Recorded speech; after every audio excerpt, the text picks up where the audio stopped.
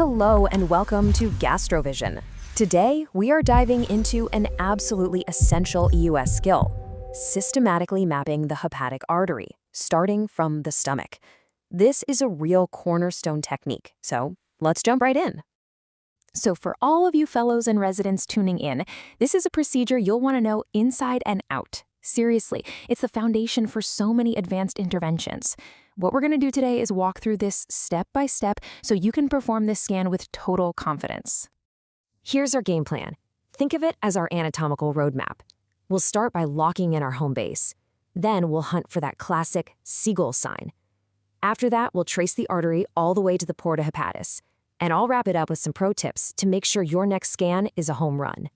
All right, first things first. Every great EUS survey starts with a solid, reliable landmark. For us, that home base is the abdominal aorta. If you can find the aorta and hold that position, trust me, the rest of this procedure gets a whole lot easier.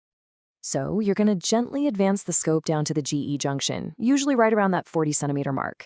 Now, once you're there, apply suction. And listen, don't skip this part. It's critical. Suction gets rid of any air and pulls the stomach wall right up to your transducer, giving you that perfect acoustic window. From there, in a nice neutral position, your target is the aorta. And this is what you're looking for on your screen. The aorta is this big, beautiful anechoic tube with these really bright hyperechoic walls. You really can't miss it. It's your anchor for this entire exam. Once you've got a stable view of it, you are ready to move on. Okay, so you've got your aorta locked in. What's next? We're now going to find what is arguably the most important landmark of this entire journey, the spot where the celiac artery branches off. So here's the million-dollar question, right? With all the vessels in this area, how do you reliably pick out the common hepatic artery from the celiac trunk? The answer is one of the most famous visual cues in all of EUS. You look for the Seagull Sign. I promise you, once you see this, you will never, ever forget it. Let's break this down. The body of our seagull is the celiac artery, coming right off the aorta. The left wing, flying up towards the 10 or 12 o'clock position, that's your splenic artery. And our target, the right wing, the one branching off towards the 5 to 7 o'clock position, that is your common hepatic artery. That's the one we're after. Now, here's a little pro tip that'll save you a lot of headaches. If you have any doubt at all, flip on your color Doppler. You'll see this immediate flash of color confirming that pulsatile arterial flow. It's a fantastic way to differentiate it from any nearby veins, which will have a much more continuous, lazy flow. It's your built-in safety check. Awesome, you found the seagull's right wing. Now for the fun part, tracing it. This is where your scope handling and your finesse really come into play, as we follow this vessel all the way to the liver. So how do you do this? You're going to apply a nice, gentle, clockwise rotation to your scope. As you follow the common hepatic artery, you're going to see it split. The branch that looks like it's diving down, or inferiorly, that's the gastroduodenal artery, the GDA. The vessel that keeps going on its merry way towards the liver, that's the hepatic artery proper, and that's our path.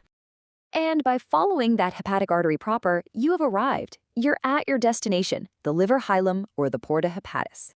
Now that we're here, it is absolutely essential to identify the key structures of the portal triad. Okay, this is absolutely crucial to understand, so let's burn this into our memory. The proper hepatic artery, our target, sits anterior to the big portal vein. The common hepatic duct is just to the right of the artery, and the portal vein itself is the big structure sitting posterior to both of them. Getting this 3D relationship straight is key for both diagnosis and any potential intervention you might do here. So, we've gone over the what and the where. Now let's talk about the how. These are the hands-on technical tips that are going to help you navigate this anatomy like a pro. Tip number 1, and this is a big one, master your rotation. Being able to apply smooth, controlled clockwise and anti-clockwise torque is everything. That's what allows you to keep that vessel perfectly centered in your screen as you follow it. It's a dance, really. Secondly, remember that less is more.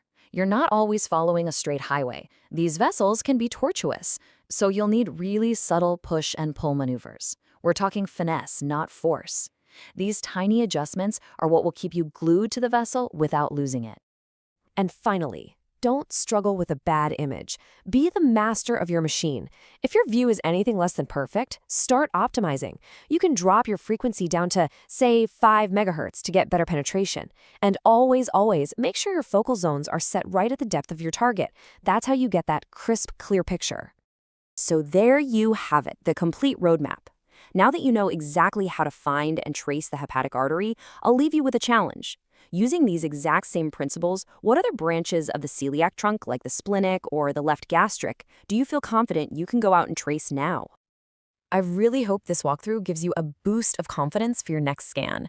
For more deep dives like this, designed to help you sharpen your skills, make sure you subscribe to GastroVision.